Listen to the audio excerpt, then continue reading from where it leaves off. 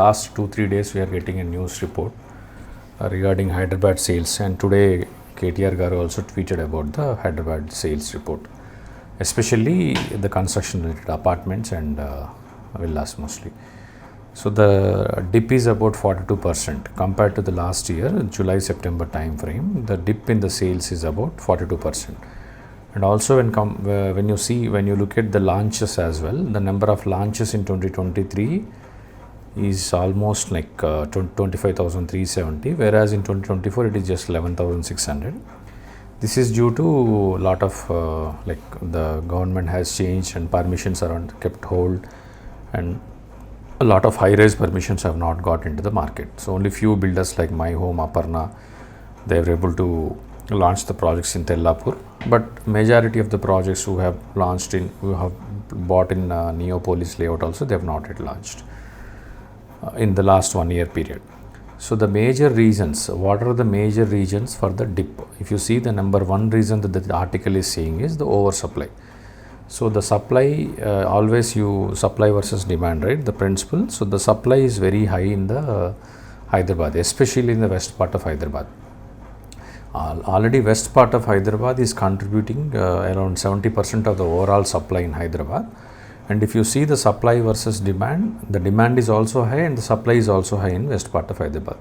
Right now the supply is more because of the because the flats are not affordable anymore. If you see in the west part of Hyderabad, like Kokapet area, the per square feet cost is average, it would be 10,000 rupees per square feet. So if you want to buy a 2,000 rupees 2,000 square feet apartment, the cost would be around 2 crores plus GST plus stamp duty, etc. So it is roughly about 2.2 crore. So somebody is paying 1 crore down payment and going for a loan of 1.5 1.2 crores, which is impossible because majority of the crowd will not belong to these kind of payments. So that is a major reason for the oversupply. And also because nobody is buying, the supply is high here, and also the prices are very high. So due to unlimited FSI, I have been stressing in both YouTube and Twitter, we have been stressing the same thing, that government has to immediately remove the unlimited this FSI. We have to make same as Bangalore city so that the prices will be controlled. So what is happening when I am a landlord, so I know how much is the yield I am going to get it. So builder is going to make so and so profit, I know. So I may not reduce the price because builder is going to make so much of square feet on it and then sell it at 10,000 rupees per square feet. Maybe 5,000 rupees is the cost of construction, but if I am not buying a land, I am going to take it as a development agreement only. So only the expenditure cost for me is the marketing plus construction cost.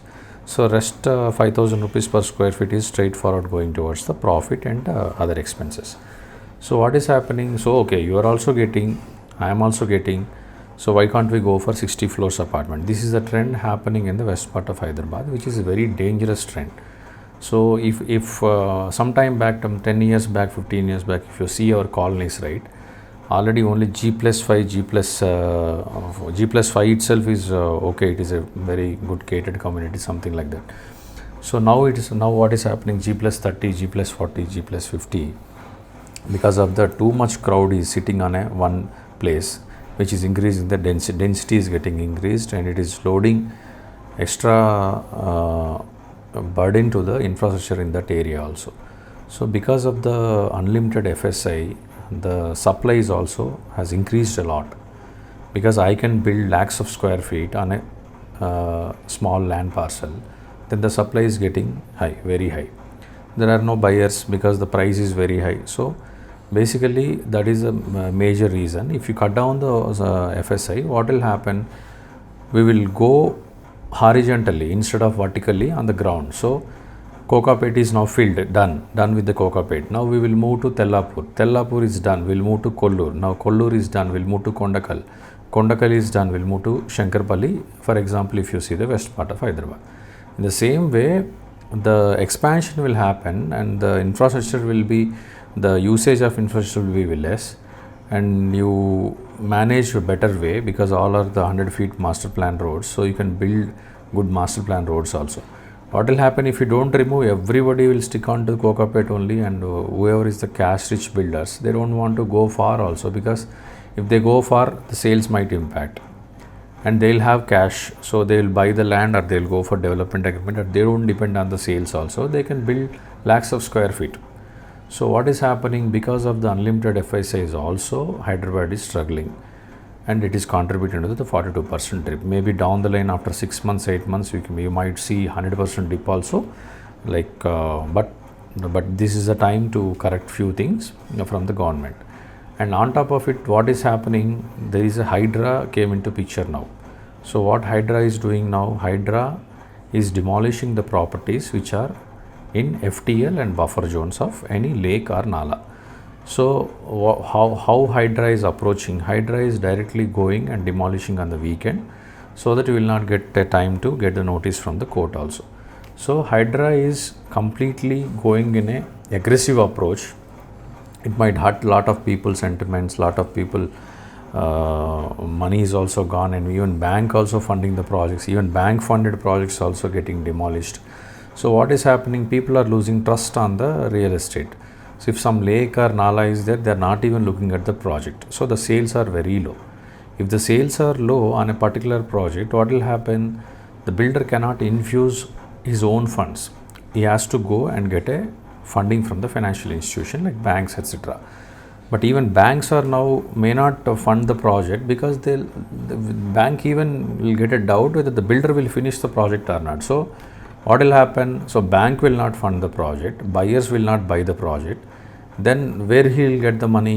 Nobody will use personal funds. So maybe 30% he can infuse, rest of the 70% he has to either depend on the sale or he has to depend on the financial institution. So what will happen, the project will go into it will not be going to finish in a RERA timelines. Whatever is the proposed timelines will be given to the RERA, it will not going to finish. So what will happen, whoever has booked in the project, they are now withdrawing from the projects. If they pay some 10 lakhs, some agreement of sale happens, people are withdrawing from the projects. So in the same way, the majority of the projects which are abutting lake, abutting nala is getting impacted. Only builders like tier 1 like Aparna, My Home, etc., they might finish the project with their own funding, because they'll always not depend on the sale.